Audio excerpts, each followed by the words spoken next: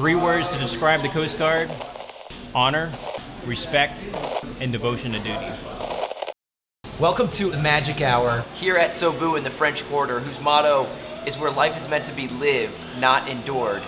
Today we're here with a very special guest, Chad Lawler, who I met last weekend during the Hogs for the Cause fundraising event out at UNO Lakefront Arena.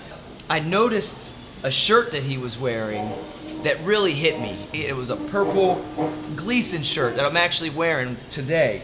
And he says to me, "I'll swap you this shirt for that shirt and those beads." We swapped shirts, and I said, "I need to bring you on the Magic Hour next week." I know you told me you live here in the French Quarter. I do. I live about 3 blocks from here, so that's fairly convenient. We frequent SoBou here. They got great food, great drinks, especially Jeb, our mixologist there. So. And tell me about your role with the Coast Guard and your journey with them. You know, I've got a pretty interesting role right now. I'm actually the commanding officer of Coast Guard Station New Orleans. And I'm curious, what drew you to the Coast Guard? I and 3 other buddies went to Puerto Vallarta, Mexico. And we were at one of those all-inclusive resorts. And we were sitting around by the beach, and there was a couple of young kids that were out doing some jet skiing, and they had ran into each other. One fell overboard, and you could see that he was kind of struggling in the water. So I didn't really give it any mind. I just went out there, grabbed this kid, brought him back. I had planned to join the military. Now, my dad was in the Marine Corps for almost 8 years, so I kind of favored that and really thought that was the direction I was going. Well, let me bring you back to the 3 guys, my 3 buddies that I graduated high school with. One of them I kind of had a falling out with. You know, we weren't really on good terms at the time.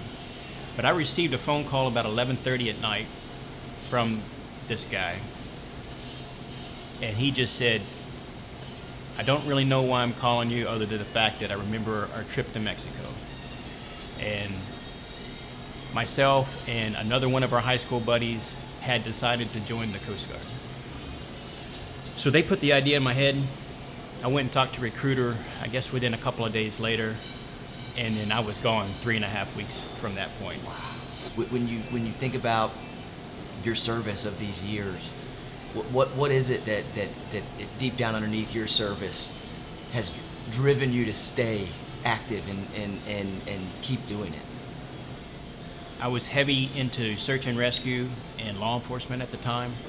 I got a pretty heavy dose of search and rescue when I was in Alaska. Big waves, big wind in Alaska, cold, rain, snow, however, what do you want to call it. And then you're going after some kind of fisherman that's in distress.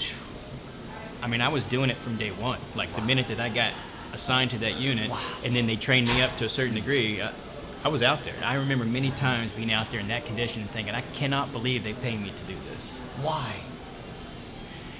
Maybe the excitement, maybe the understanding that you're getting to help somebody, you know? When you see that peril in their eyes and you reach that hand out and you grab them and you pull them out of their situation, that's a pretty powerful feeling and experience. Yes. So to be able to have done that many times over, oh my goodness. pretty exciting. Let me ask you this: when you think about your life to this point,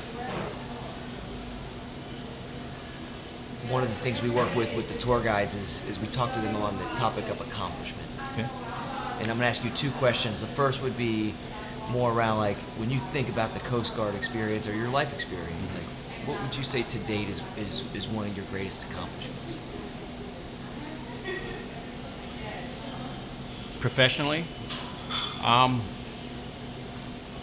just getting to serve.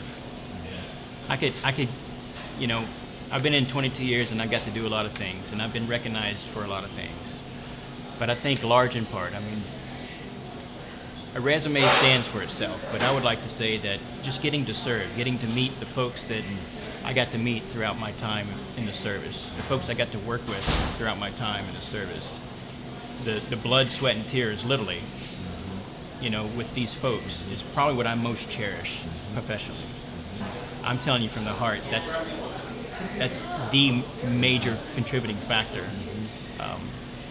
that causes me to be in the service and want to continue with what I'm doing. The people make it. I think the segue I'm hearing is it's been people and relationships in your life. Sure. That when Chad gets knocked down, or if Chad's in a rough spot, how do you get through that? Well, you got to have that support network, and I have found that support network from many different aspects. Professionally, personally, you've got to have those folks, especially during the times of trial and struggle, but also during the times of success.